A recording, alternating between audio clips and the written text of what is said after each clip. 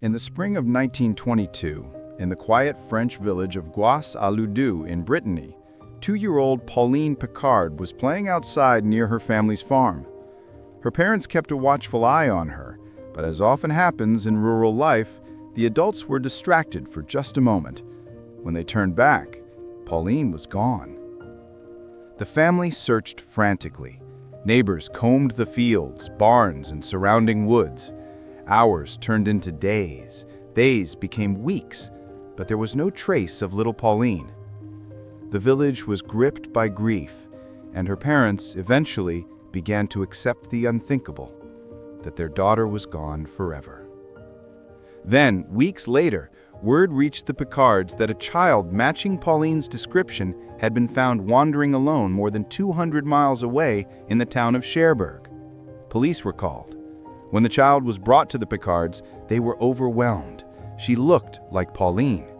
She had the same features, the same hair, even the same mannerisms. The mother wept with joy. Without hesitation, the family declared this was their lost daughter. The local press picked up the story, hailing it as a miracle. A missing girl reunited with her grieving family after being mysteriously transported across France. People speculated wildly. Was she kidnapped? Was there a trafficking ring? How had a toddler traveled such a vast distance? For a while, life seemed to return to normal. The Picards embraced their daughter and tried to move on. But soon, neighbors began to whisper. Something wasn't right. The girl smiled like Pauline, played like Pauline, but she didn't speak like her. She didn't recognize familiar people or objects. She seemed different. Then came the moment that shattered everything. A farmer walking near the Picard home made a gruesome discovery. A small body, badly decomposed, lying in the fields less than a mile from the Picard's farm. The remains were of a child. Scattered around were torn pieces of clothing. The clothes matched exactly what Pauline had been wearing the day she vanished. The conclusion was inescapable. Pauline had died near her home weeks earlier, which meant the girl living with the Picards was not Pauline. Shocked and horrified, the family admitted the truth. They had taken in a stranger's child, convinced by grief and hope that she was their own. The authorities tried to determine who the mysterious child really was, but her identity was never confirmed. To this day, no one knows where she came from, how she ended up in Cherbourg, or what became of her after the truth came out. The case of Pauline Picard remains one of France's most unsettling mysteries. It is the story of 2 children, one who vanished and never came home, and another who appeared out of nowhere, unclaimed, unnamed, and lost to history. The Curious Case of Bobby Dunbar. In August of 1912, the Dunbar family from Opelousas, Louisiana, set out on a fishing trip to Swayze Lake. It was a warm summer day, filled with laughter and the sounds of children playing along the water's edge. But at some point during the outing, 4-year-old Bobby Dunbar disappeared. His parents searched frantically. Soon, hundreds of volunteers joined the effort, combing the lake and nearby swamps. They even cut open alligators, fearing Bobby had been eaten. But there was no sign of the boy. Days stretched into weeks. The Dunbars, heartbroken, feared they had lost their son forever. Then 8 months later, police in Mississippi detained a man named William Walters, who was traveling with a boy matching Bobby's description. Walters insisted the child was not kidnapped. He claimed the boy was Bruce Anderson, the illegitimate son of his brother and a woman who worked for his family. According to Walters, Bruce's mother had willingly given him the child to raise. But when the Dunbars saw the boy, they were convinced he was their Bobby. The boy was brought home, and a public celebration erupted in Opelousas. Newspapers called it a miracle, praising the family's perseverance. Walters, however, stuck to his story. He pleaded with the court, insisting the child was Bruce, not Bobby. He even brought witnesses who testified they knew the boy as Bruce Anderson.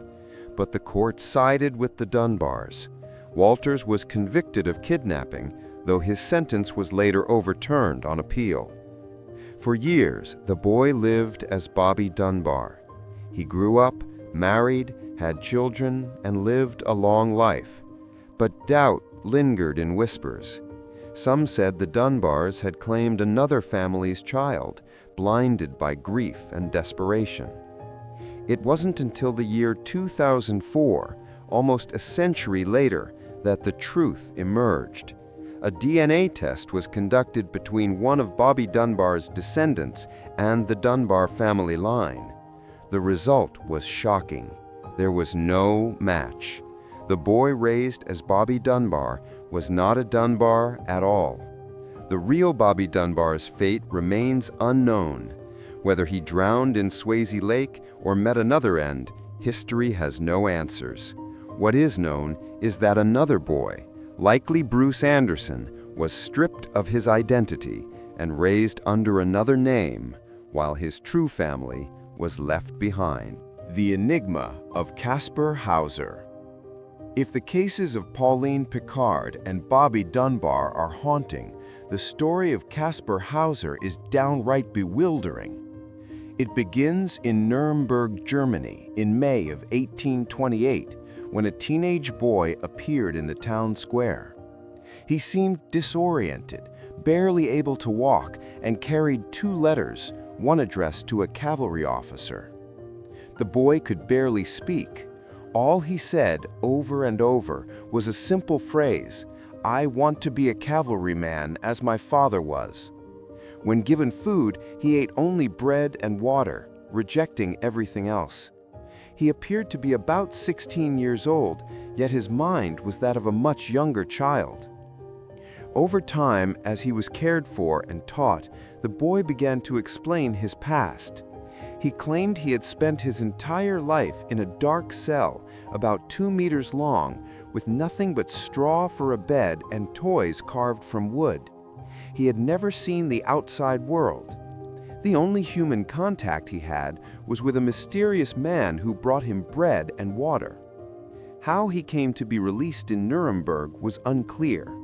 Theories spread quickly. Some believed Kaspar was a feral child, raised in isolation. Others believed he was the lost heir to a powerful European family, hidden away for political reasons.